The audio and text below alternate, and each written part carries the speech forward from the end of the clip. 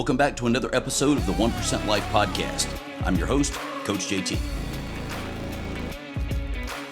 This information is for educational and informational purposes only and is solely a self-help tool for your own use. I'm not providing medical, psychological, fitness, or nutrition therapy. You should not use this information to diagnose or treat any health problem or illness without consulting your own medical practitioner. As always, results of any kind will vary based on each person's unique circumstances, capacity, and work ethic.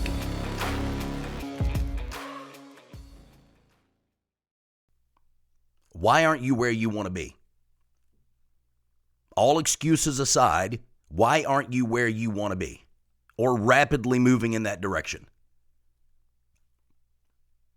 If you put all the excuses aside, what are the real reasons? You can boil it down to three big things. Number one, you're too freaking comfortable.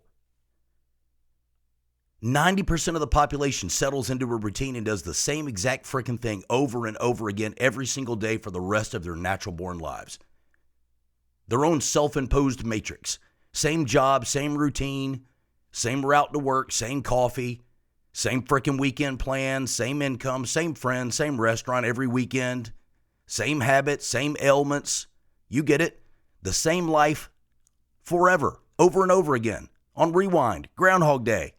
It's as good as it's going to get for you, unless you're willing to be uncomfortable, and most people are not. How long have you been right where you're at? Or real close? Little small fluctuations year after year, up a little, down a little, make a little more, make a little less, little more stress, little less stress, about where you're at. Are you just waiting on something to magically change, somebody to knock on the door and bring you the change that you want? It's not going to happen. All right, this is it. This is as good as it's going to get for you unless you deliberately take action to change it, which means becoming uncomfortable. You're avoiding discomfort. You don't want to sweat. You don't want to give up sweets. You don't want freaking sore muscles. You don't want to ask for a raise because it may upset the boss. You don't want to start your own business because you might fail. You don't want to fix your relationship because talking and arguing is too uncomfortable. Everything you do is to remain comfortable. It's ruining your life, one day at a time. You lie to yourself. I'm not going to drink again. I'm never going to let somebody walk all over me like that again. He's never going to talk to me like that again. I'm happy. I'm not that bad. It's okay. I'm not that fat. Lie, lie, lie. What do you think that does to your self-esteem? I talk about this all the time. Stop freaking lying to yourself. What it does is it reminds you, I'm a liar. I can't follow through. I'm weak. I'm fat. I'm sick. I'm medicated. And I'm never going to do anything about it. I just run my mouth. You compare yourself to other people in the group that you're in to justify where you're at. Everybody in my circle's bigger than me, so I must not be that bad. I make $10,000 more than everybody in my circle. Must not be that bad. Whether it's deliberate or subconscious, you're doing it to stay comfortable. What if you were hanging around wealthy, fit, healthy, happy, energetic, driven people all the time? You wouldn't feel normal then. But that's why you don't. It's not comfortable. It also keeps you stuck, and you're never going to change doing it. You're hooked on short-term frickin' pleasures. Netflix, Instagram, fast food, candy, alcohol, shopping, new cars, new toys, living for the weekends, whatever. What you're doing is you're doing it to distract yourself and to hide from the fact that you're fat, unhealthy, medicated, tired, and depressed, that you don't like your life. It makes you feel good because being alone with yourself doesn't. Here's the fix. Start doing uncomfortable crap. Something small. It doesn't have to be massive. Pick something. Pick something that makes you uncomfortable and do it every day. Something that you avoid. I don't care if it's making your freaking bed. Get up and make your bed in the morning. Don't hit snooze. Pray before you start your day. Walk 10,000 steps a day. Drink all your water. And then just keep going. Bigger and bigger things. Over and over again. Just take steps. The second thing is you lack discipline. This can be taught. So many people think that you're either born with self-discipline or you're not. BS. I was not born with self-discipline. I have worked on it tirelessly to get to where I'm at. You just don't follow through. I'm serious this time.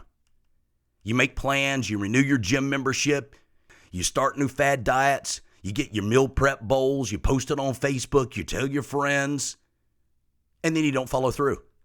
When's the last time you did that? Last month? 10 times last year? You let your emotions control everything. I don't want to do that. I'm tired.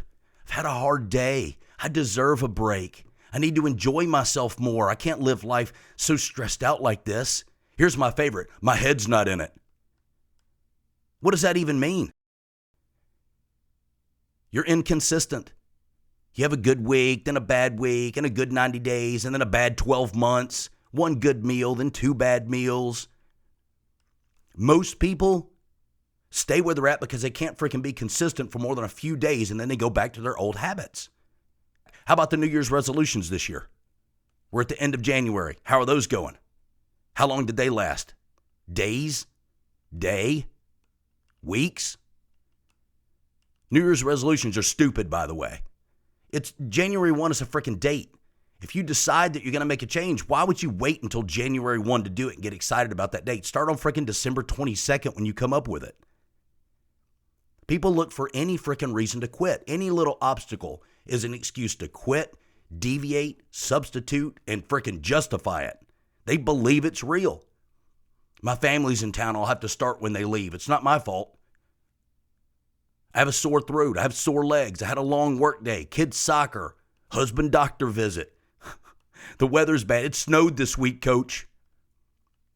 I had a bad night's sleep. My wife's birthday's coming up. The list is endless. It doesn't ever go away. That stuff is not going away. Holidays are coming next year. Family is coming next year. Vacations are coming next year. Snow is coming next year. Injuries are coming next year. It doesn't stop. Learn to do it anyway.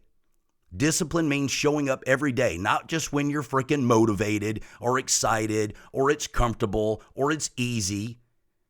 Discipline is the ability to forego immediate gratification in favor of long-term self-respect. It's self-love. Here's the fix. Do the hard stuff. Step up. Stop being so weak. Stop lying to yourself and pretending like you can't and making excuses. You choose it every single day. Discipline or regret. And my guess is at the end of most days, you look at yourself in the mirror, or you can't look at yourself in the mirror with regret. And the last thing is, it's not important enough. That's really what it comes down to, right? If it was important enough, you'd find a way. You say you want to lose weight, but you're not really doing anything about it. You say you want more money, but you don't demand a raise. You don't change your job. You don't start the side hustle you've been swearing you're going to start for the last 5 years. You say you want a healthy marriage, but you don't go on dates. You don't communicate. You don't work on it. You don't do anything to change it. Maybe one day it'll show up. Are you physically capable? Yes. It's all in your mind. There's nothing that's physically stopping you from doing it. If it was important enough, you would find a way. If I told you I'll deposit $10 million into your bank account, you don't eat sugar for 6 months, you think you'd do it? Of course you'd do it.